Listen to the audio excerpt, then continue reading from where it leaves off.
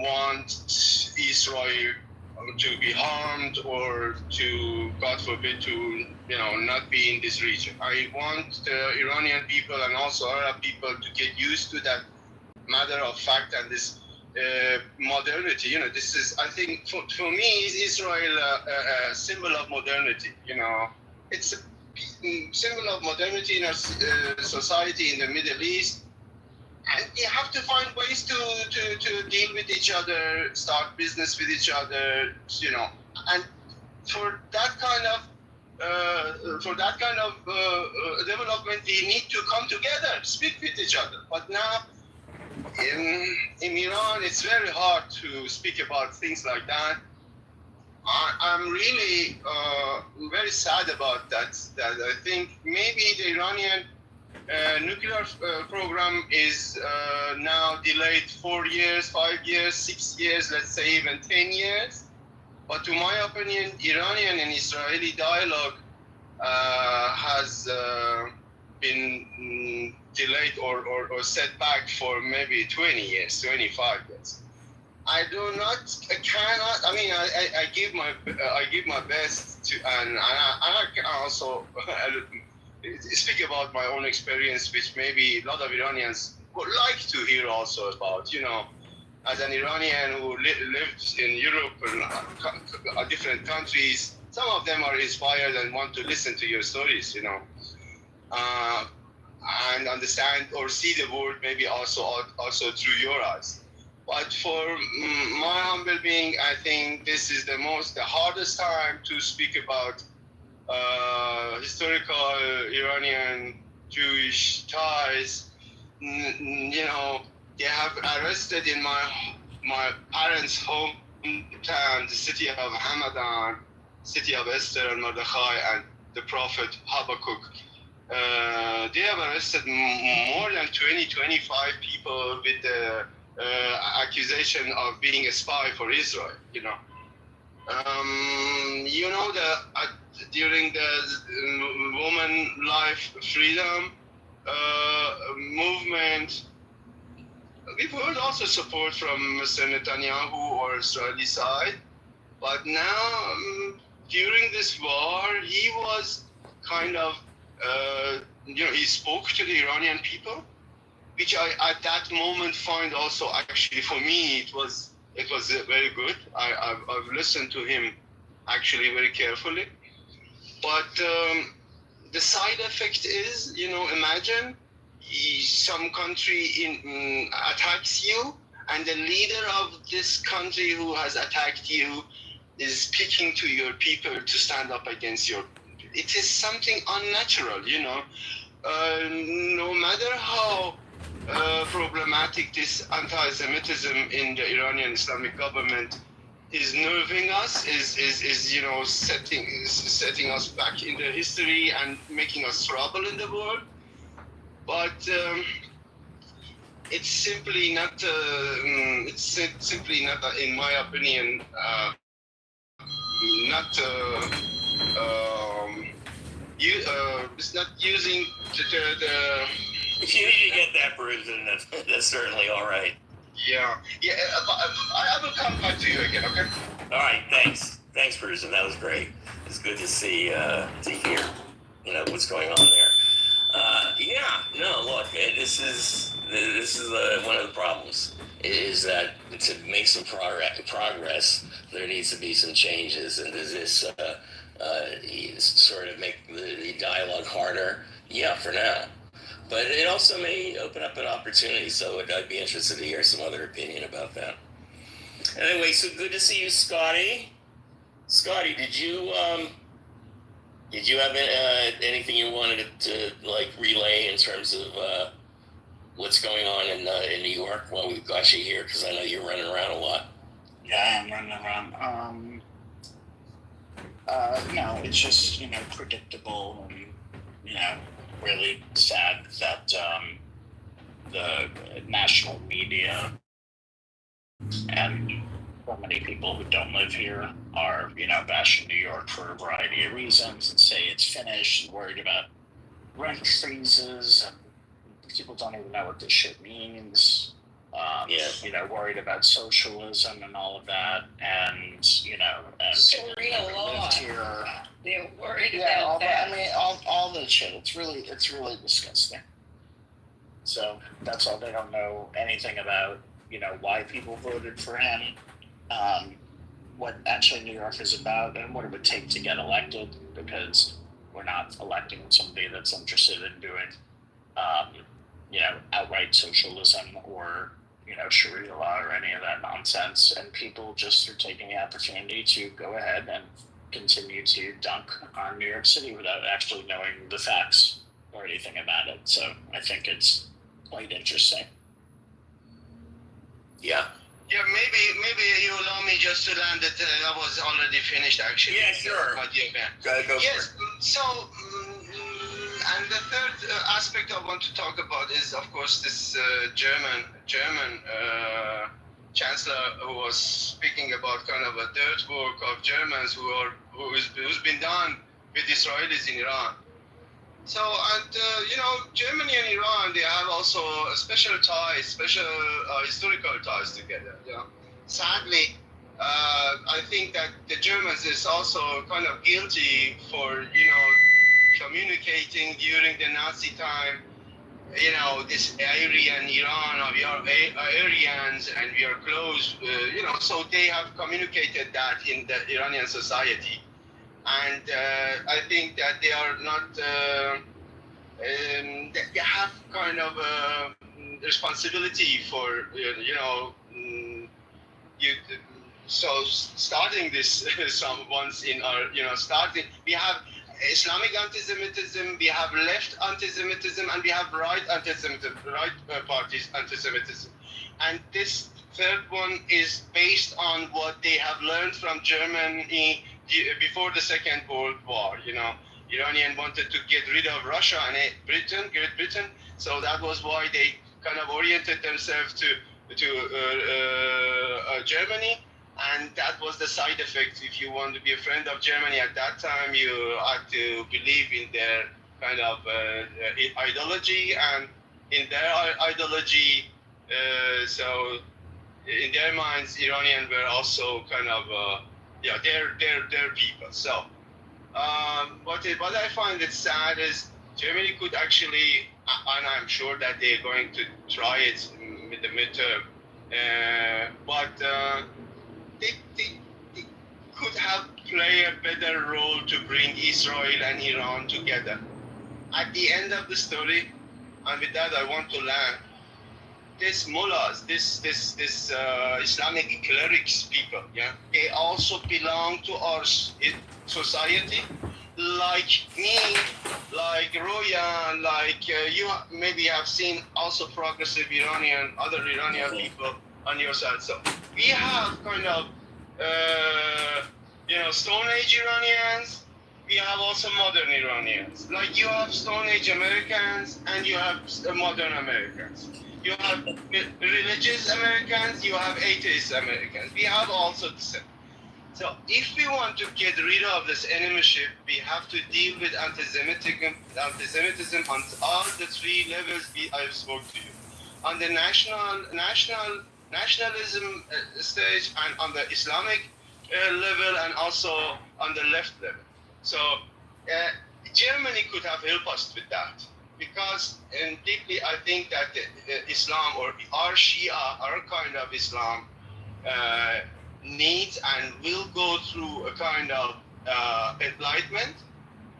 And this very question of anti-Semitism is one of the key questions we have to deal in our society on long term and throughout long decades of education for the children and the youth who are now studying, or those who were going to study in the future. So I think that Germany can help us on that, because they have actually very good relationship with Israel, and also they had once very close ties with Iran. At the end of the story, making it short, we had an attack. We do not know if it was effective enough. We had a herd society who are now sensitive for anti-Western, they are more sensitive of anti-Western feelings, and we have the situation that I think some parts of Iranian society, some part of Iranian military think tanks, they are giving their damn best to build kind of, dirty bombs or kind of kind of a weaponry with which they can spread fears. Those who maybe wants to attack Iran each couple of months again. So we had actually, I don't know if it was a very good idea to do all that. I might be wrong. This is all my personal thoughts, and I thank you for giving me the opportunity. Well, thanks, Bruce. And look, it's very important. We really enjoy hearing your take on the situation. As everybody in here knows, we're not here to display a breadth of different types of opinions. We're here. We have a community of people with a pretty much similar worldview. And we're somewhat proudly an echo chamber. I don't want to spend this room or this house, waste any time arguing with maggots or people from the right. That's for another room in another place. But we had actually, I think in the chat there were a couple of Iranians that were trying to come up, which we usually don't let anybody up unless we know them well. So that's where that is. But also, I'm aware that this is a very well. First of all, Parisian has a very an opinion that lines up directly with most everybody here. And it may not be a majority opinion in Iran or even in the diaspora, but he's like doing the good fight, as they say, for democracy and for freedom and for dialogue between Muslims and Jews, which is very important and close to my heart. And I want to thank him for that, because I work a lot with what seems to be a lost cause, like the anti-Trump Republicans. How many of them are there? There are a lot more than you would think, but how many are sticking their head out is a whole other thing. And I also recently, because I've been trying to see, my sister has been very involved for many years with the Peace Now movement in Israel.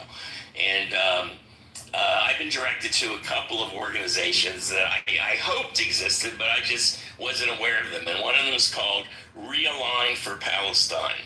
And it's realign4palestine.org. And you should look it up. It's a project from the Atlantic Council, I think.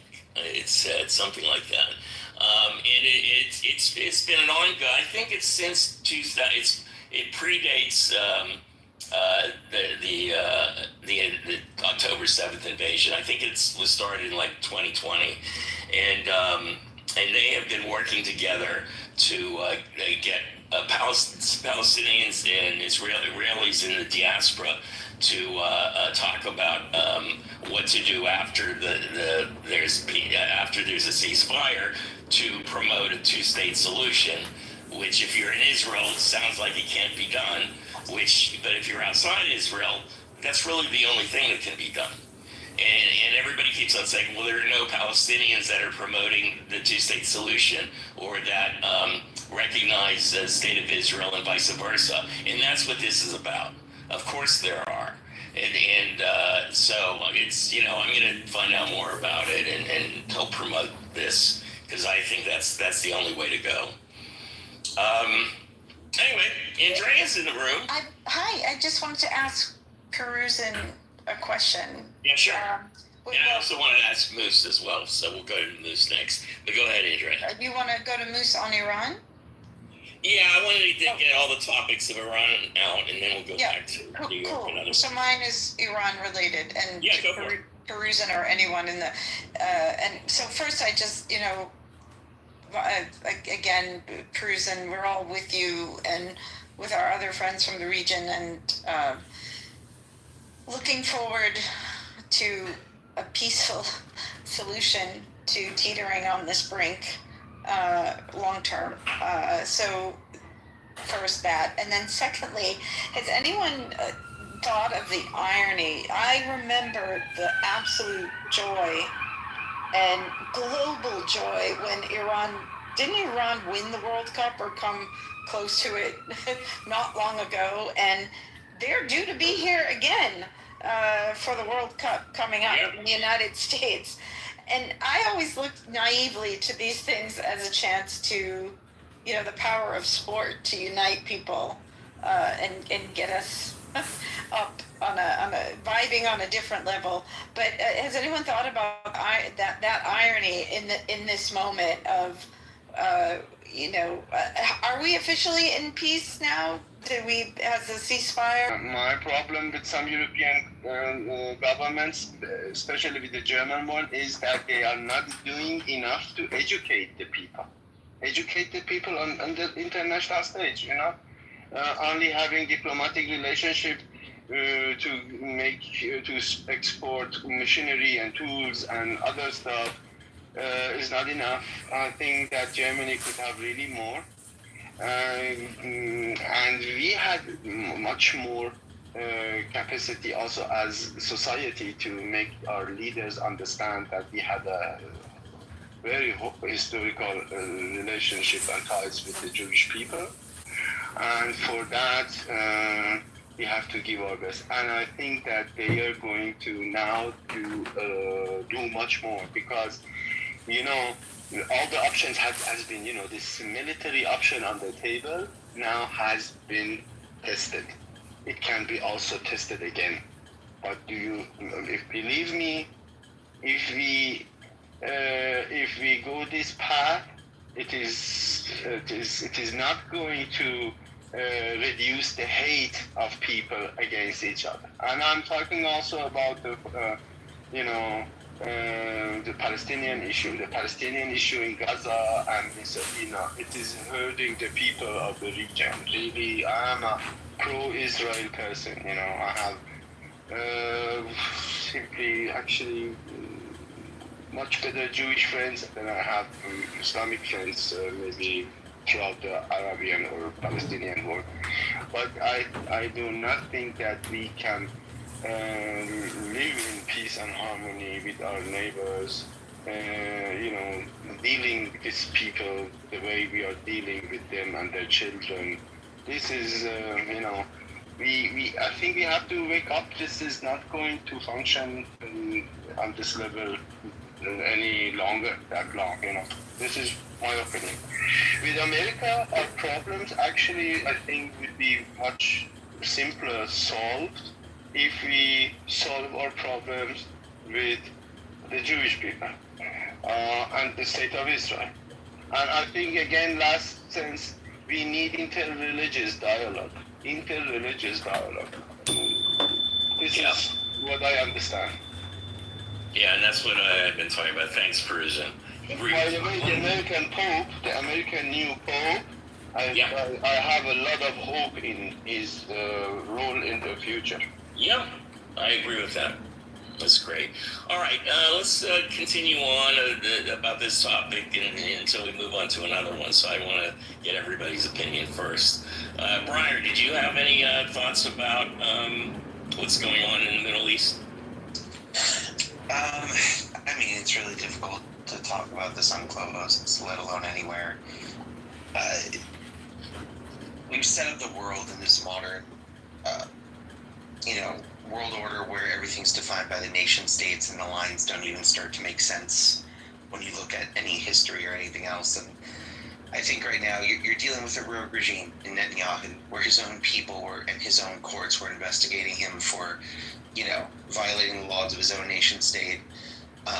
What's going on in Gaza, every single humanitarian, let alone the West Bank, every single international system that examines it has pretty much come up with the same thing, that there's unfortunately a systemic genocide going on against a group of people. And as somebody who has Jewish ancestry, whatever, people can do the whole anti-Semitic or blame it on that, but the truth is there's a country just like the current regime in the U.S. that seems to be lawless and very inhumane and will do nearly anything for power.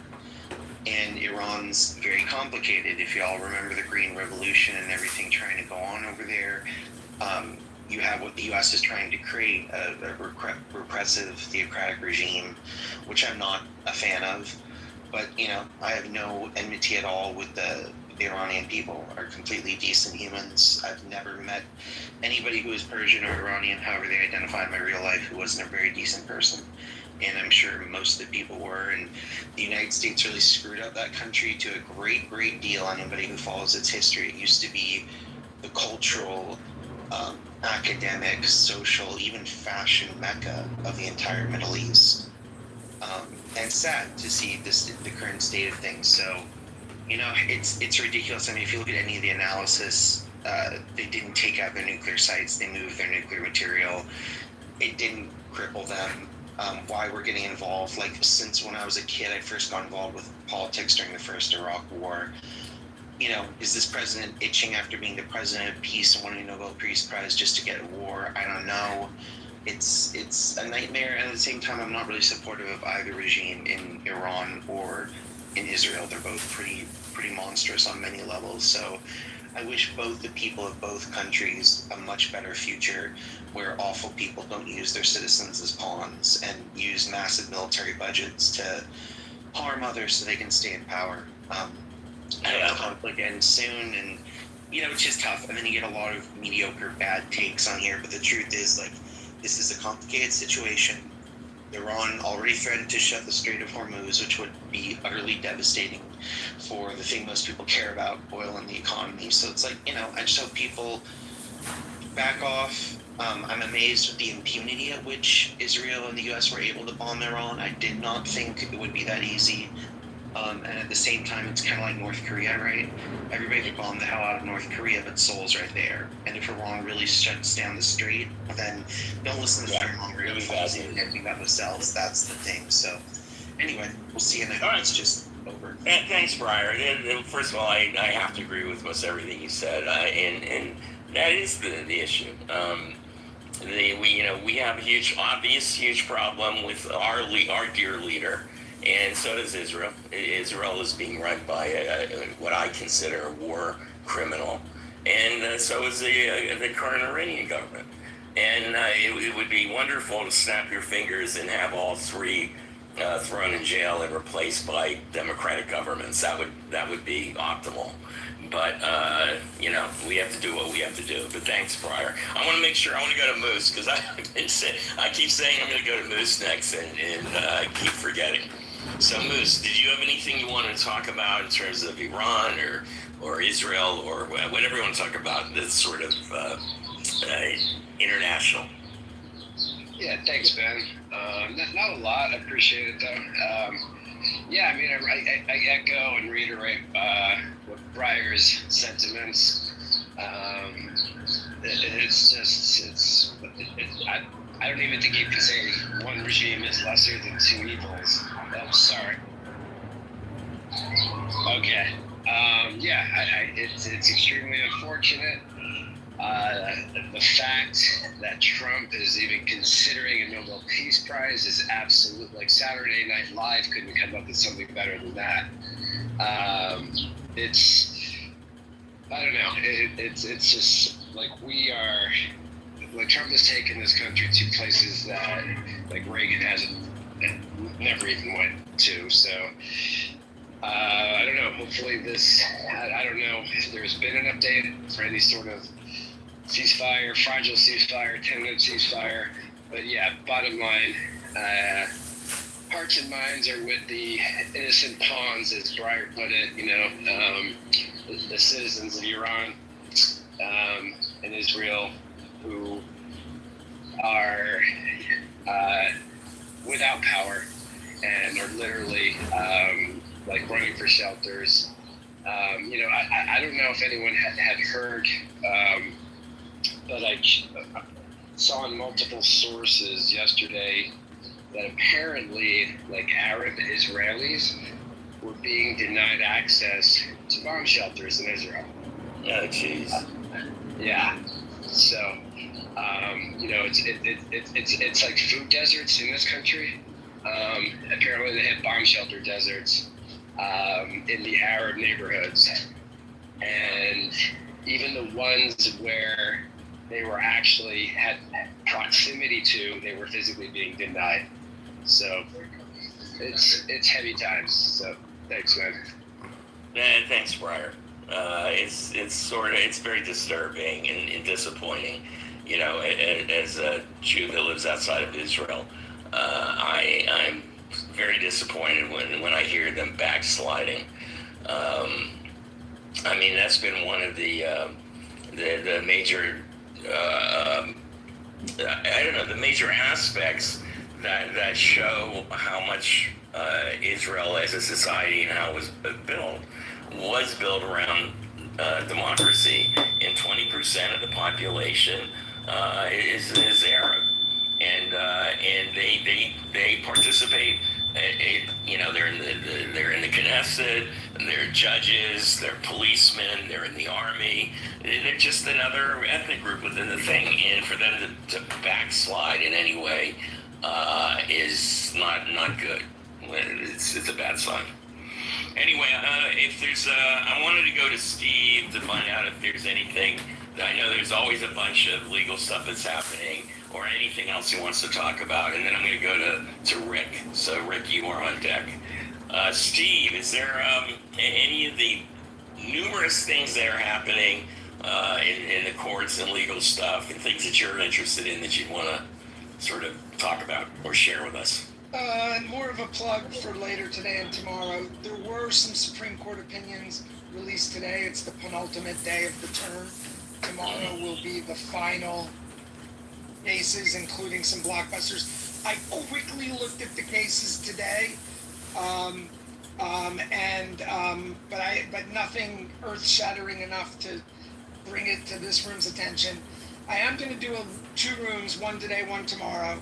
Today I'm going to do a room actually on generative AI, not anything at the Supreme Court level, but there were two opinions in the last couple of days, both out of Northern California, from two different trial judges, taking two very different points of view on the whole argument over whether using copyrighted work to train AI is or isn't fair use.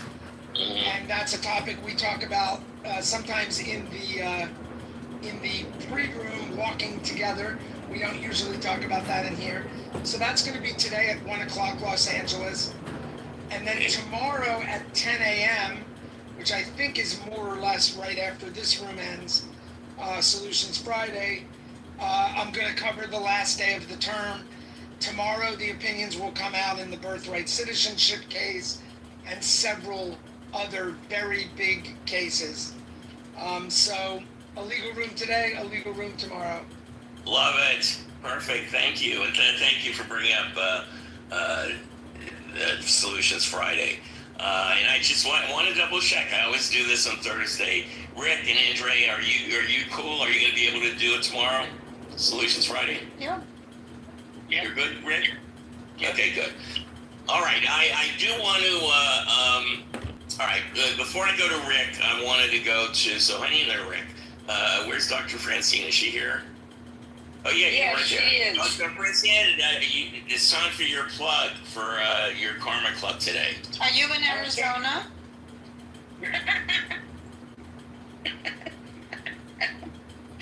Karma Club is going to talk about the outgrowth of a conversation we had in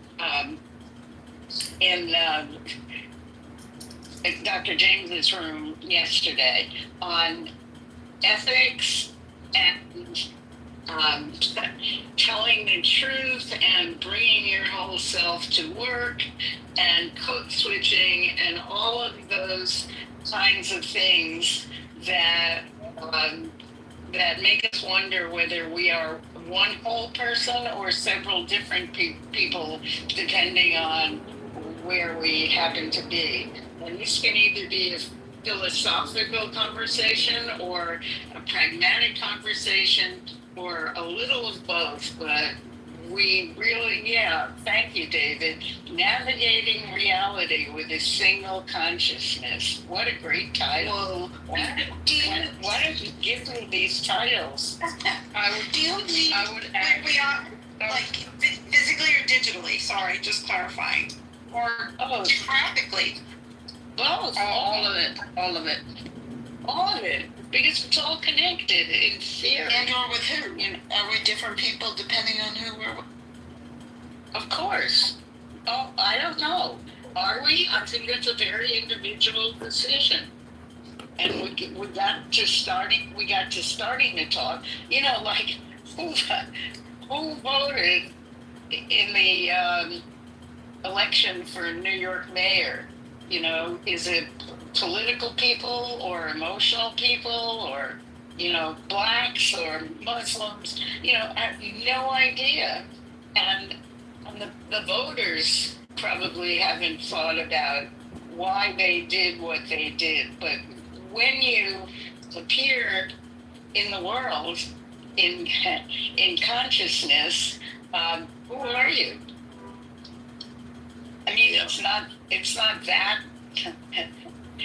It's like that guy, John Kitover. You know, who is he? He is a candidate for Congress in Illinois. He is a keeper and a stalker on, you know, YouTube and Clubhouse. He's a lot of different things. But who is he depending on who's defining who he is? Himself or us or our perception of him? We have to define ourselves as who we want to be and how we want to appear. Rats,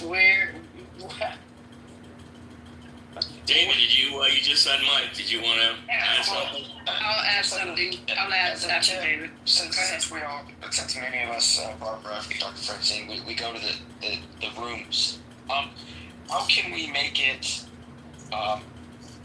where we separate claims of someone on reality and reality itself, right? So if we could be more clear about the claims on reality versus again, navigating truth, is when we open our mouth, that's often where we can make claims, but reality exists before we open our mouth. Yeah, Austin is saying keyboard warriors, you know. It's like we say things and Twitter started the allowing of mean commentary. I mean, who do you want to be?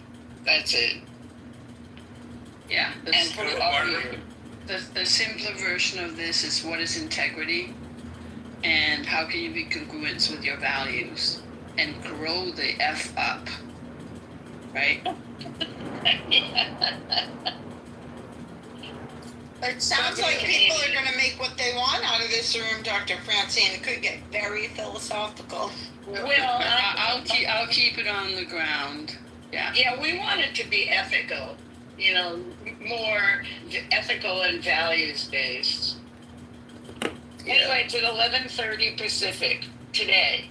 Now. There you go. All right. And There don't you are. forget, 2 hours. Thank you. Steve's room, I think, right before then. So, Steve, put your a link in either a link or the time of yours in the chat if you can. All right, so we are heavily into the closing comment, pearls of wisdom, and we wanted to go to Rick. Rick, it's your turn. Well, I did have a question for Steve, and I'm sure he will kind of answer this in the room, but can the court just say we're going to pass on one of these really big issues and just kind of allow things to just go on without any change? You know, can they announce that at this time, or are they going to actually rule on all these things, or can they say, well, you know, we're gonna pass on this for now? So there's a short technical answer. It's not going to apply to any of the cases tomorrow. But occasionally, the court will announce after hearing oral argument, or sometimes before hearing oral argument, but after granting cert, that a case is dismissed as improvidently granted. So it doesn't happen often, but sometimes the court will just say, never mind, we're not going to hear this case, or never mind, we're not going to issue an opinion. It's going to be just as if we didn't hear the case. We never should have granted cert. Doesn't happen often. It happened a few weeks ago. A case was dismissed as improvidently granted. And when they do that, it's just whatever the lower court ruling is stands. So that's the technical answer. But if they write an opinion, in one way or another, they're going to resolve the case. Sometimes broadly, sometimes very narrowly. But the only way they can literally just duck is to dismiss the case as improvidently granted. Okay, great. Thank you. So I have in a couple hours, I have a meeting with this group called elect.org. And it's a group of people mainly in their late 20s, early 30s, who have started an organization to recruit and train people to run for office. They're really a remarkable group of people. And, when I hear that the youth are not taking things seriously, they take things very, very seriously. And I think that everybody in the leadership is under 40. Some of them are already elected officials. Some of them are campaign managers. And so it's really going to be interesting for me, because a lot of times when I hear people talking about young activists, they're either, it's people my age, right? And they go, well, they listen to this person, and they listen to this person, and they listen to this person. But these are a lot of the names that I'm hearing that youth listen to, I never hear from the youth. So I don't know if we're just making some wrong assumptions about that. But it's going to be really interesting, because this, to me, is going to be a listening session, and to find out, who are they listening to? Who inspires them? Who repulses them? What are the things that they are fighting for? How do they get it? But they are very involved with the process of how you get something done, both inside and outside of government. And they seem to have a very realistic point of view, and in many cases more realistic than people my age, about what needs to be done. So it's going to be really interesting. And, these are gross generalizations, because every demographic has an extremely wide range of people in them. And we tend to like to categorize groups as a whole. And the more I look into it, the more I find that these categories are really way too general and make a lot of assumptions. So it's going to be a really interesting meeting, and I'm looking forward to it. And Rick, may I suggest, I don't know what time you have, or if you want to do it this way, but after we vote, we actually interviewed a number of some of the current youth activists from all different backgrounds, including Circle, which is a civic engagement research group that was involved in the Democracy Coalition with When We All Vote and a bunch of others on getting out, not even focusing on getting out the youth vote, on understanding young people across the country, their civic engagement, what was driving that, what was hindering that, and what are the issues. that were resonating with them, as well as the Harvard Youth Poll. So I think it'd be kind of interesting to see. I put the link above, and we've talked about this offline, but it'd be interesting to see how some of the results from these, studies and polls are lining up with, what you're hearing through your interviews with these folks, because a lot of, they highlight what their key issues are. There's even one that talks about the media and where they engage and what sources they trust. So I'm interested to see how some of the studies and how their data sets are kind of aligning with some of the anecdotal, and the experience of these people that you're speaking to. And we even talked with, I think, Andrea, can I stop you for a second? Because I want you to sort of debrief everybody afterwards. But I want to mention that we have like 2 anonymous people in the room. And this is this Adrian Dittman guy. I think his real name is John Kitover. And he is recording this room as we speak. And he's been recording our rooms. And I don't know what he does with them, but he's been recording a lot of rooms like ours and politics.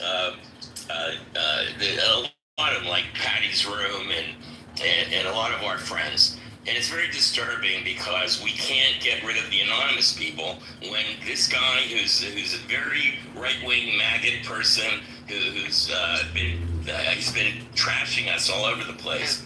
It's very difficult here, and we're trying to find, and I know Joe's in the audience, and that's one of the reasons why I'm mentioning this, because we really would love to be able to have some control over our room so we don't have people like this recording the room illegally. And he's broadcasting it on YouTube, which is illegal for that as well. And I hope that we don't have to deal with this. I want to reiterate with Joe. I want to reiterate with Joe on the stage that I do not like this. I just want to reiterate while Joe is on the stage. Joe, I hope you're listening to us. Many of us are old school, early adopter Clubhouse people who know what it was. We've seen it evolve. We've been here. We've been part of the journey. We like to think we helped whatever has gone on here, not hindered it. And we do not like this feature. It is, I don't care if they're paying for it. It doesn't make a lot of sense to us. It's an invasion of our it changes what we do. Our copyright, our intellectual, whatever. We should be able to control our spaces, and we should know who people are in this room. It isn't safe necessarily. We live in a weird political environment right now, and also for women. Thank you. Please get rid of this. Absolutely. If I could just say real quick too, to that point, Andrea, like Joe, and respectfully, it's bizarre that this feature was even created without giving the option of the mods to remove toxic people, like we've just pointed out. It makes no sense. It really is an incubator for toxicity. There's no reason to have these people being anonymous. They can't engage in chat. They can't engage on the stage. They just sit there creepily and record. And it's ridiculous. Thank you. Yeah. And if I can also say something about that same issue, I think first of all there is not a really effective way to protect a room or protect our dialogue against kind of sabotage like that.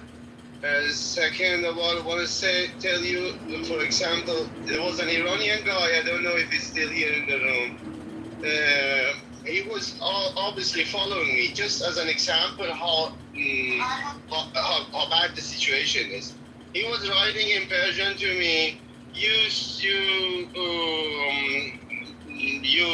guy with a lot of fears, and so why don't you condemn the killings of Iranians by the Israeli forces? How dare you are, how screw you are, and like bad things. And then later on he was writing me something else. So I'm just telling you, this is, and he was from Iran, and for us as Iranian citizens, I mean, I'm a German, but I have also Iranian citizenship. these people were going to make Iranian people trouble and terrorize them simply because they think that we are not condemning this war against Iran enough, or we are trying to build bridges between the people of Jewish faith and Islamic faith. This is what I was talking. Usually you haven't seen ever an Iranian fellow following me in this room and watching, observing what I'm speaking about with my American or my English-speaking friends out there. This is what I was telling you. And this is the dimension of the new situation. Excuse me, just wanted to. Well, it sounds like an easy solution is just giving the people who are moderating the ability to not allow anons in the room or remove them. I'll tell you the one that just really got my heart. There's a really vibrant online poetry scene on Clubhouse. It's been my new favorite thing. There's this like whatever feature for a while where they could, you know, do the gifts, and this one person who was anon kept posting in one of the poetry rooms. They made their profile send nudes, and over again it kept showing it as a little image, and none of us could figure out how or why this was going on. So, and afterwards when we tried to remove the anons from like the poetry sphere in the rooms where, you know, it's a little more protected and people are discussing things like sexual assault, so it would be really helpful, like everybody mentioned, just to give the moderators the power to either remove anons or to just set a room as no anon would solve this very quickly, and I imagine wouldn't be hard. So as everybody's echoed, it would just be great if as moderators we could try and guard our spaces in those ways. Just, you know, sometimes it's important, sometimes we find this app very meaningful and we're trying to use it that way. So I know a lot of people request that.